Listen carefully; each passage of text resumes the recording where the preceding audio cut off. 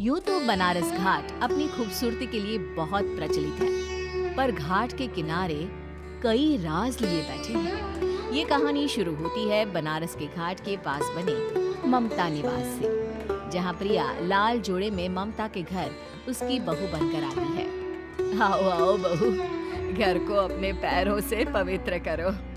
ममता घर की दहलीज पार कर ही रही होती है कि अचानक एक बहुत गंदी सी बास पूरे घर में फैल जाती है।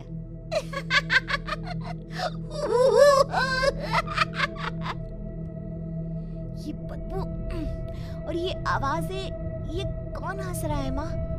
अब ये पड़ोसी ना हमारे थोड़े अलग से है। कहाँ हम शाकाहारी और ये मांस मच्छी खाने वाले। छोड़, तू ध्यान मत दे और गृह प्रवेश कर। और हाँ बहू, अपनी सास की एक बात हमेशा याद रखना, इन पड़ोसियों से तो कभी बात नहीं करेगी।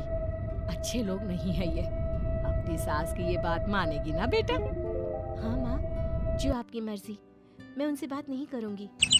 अगले दिन प्रिया अपनी पहली रसोई बनाने रसोई घर में जाती है। ये छो की बात तो नाक में जा रही है। एक काम करती हूँ, खिड़की खोल देती हूँ। प्रिया खिड़की खोलने जाती है। इतने जाले, लगता है इस खिड़की को कभी खोला ही नहीं गया। पर ऐसा क्यों? ओह, नॉन वेज की स्मेल आती होगी ना। 2 मिनट के लिए खोल लेती हूँ, फिर बंद कर दूंगी। प्रिया खिड़की खोलती है। खिड़की खोलते ही उसकी नजर सामने वाले घर की खिड़की पर पड़ती है, जहाँ एक लड़की खड़ी होती है। हाथों में मेहंदी, लाल रंग की साड़ी, बिल्कुल सजी धजी, मानो प्रिया की तरह ही वो भी नई नवेली बहू हो। वो प्रिया को देखकर मुस्कुराती है। हे भगवान, माँ ने तो इनसे बात करने को मना किया था। प्रिया फौरन ही खिड़की बंद कर देती है और तवे पर चढ़े रोटी की ओर देखने लगती है, पर वहाँ रोटी न होकर मछली पड़ी होती है। ये क्या? पहली ही रसोई में इतनी बड़ी गलती!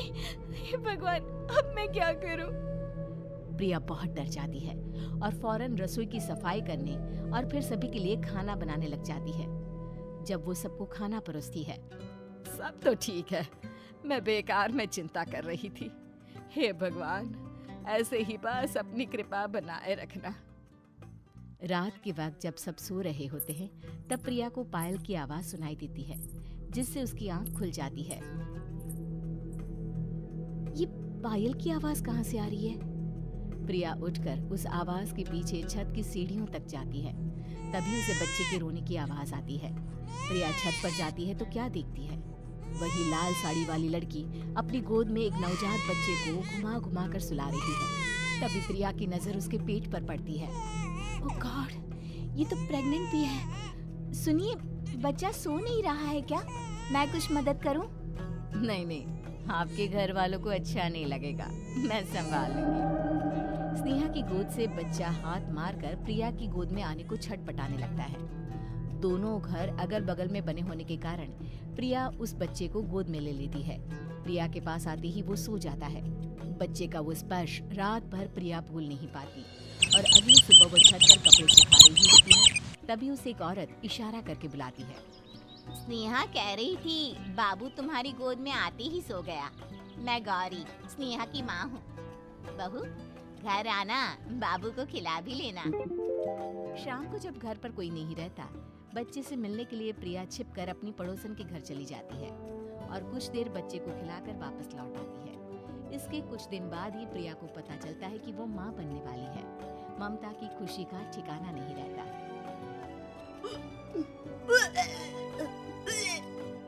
माँ जी, पता नहीं क्यों उल्टी आ रही है।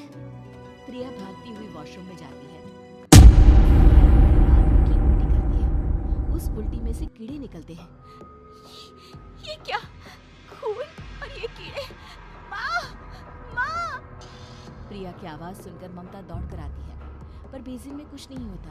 प्रिया हक्की बक्की रह जाती है। ये सब क्या हो रहा है? प्रिया घबरा जाती है और अपने कमरे में जाकर सो जाती है। डर के कारण वो इतनी थक जाती है कि उसकी आंख लग जाती है। तब उसे ऐसा लगता है उसके पेट पर मानो कोई बैठा हुआ हो। कौन हो? प्रिया के पेट पर एक 5 महीने की बच्ची बैठी हुई थी, जो बुरी तरह जली हुई थी। माँ, तुम ही मुझे लाई ना अपने पेट में? मैं तुम्हारी माँ नहीं हूँ। कौन हो तुम? माँ, देखो मैं जल गई बुरी तरह से। 6 महीने पेट में रहने को भी मुझे नहीं मिला। सहला दो ना माँ। बचाओ, बचाओ, माँ। ममता दौड़कर कमरे में आती है। प्रिया की बातें सुनकर वो सब समझ जाती है। तू कहीं बगल वाले घर में तो नहीं जाकर आई ना बहू? मुझे माफ कर दो, मैं गई थी माँ। उस घर में सब मरे हुए हैं बहू। कई साल पहले स्नेहा उस घर में बहू बनकर आई थी। कुछ ही दिन में वो एक बच्चे को जन्म देने वाली थी।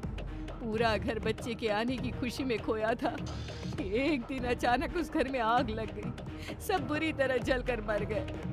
गौरी आज भी दादी बनने का इंतजार कर रही है और इसीलिए स्नेहा ने अपना अजन्मा बच्चा तुम्हारी कोख में डाल दिया। ममता ये कह रही होती है कि पीछे से उसके पैरों को एक बच्चा पकड़ लेता है।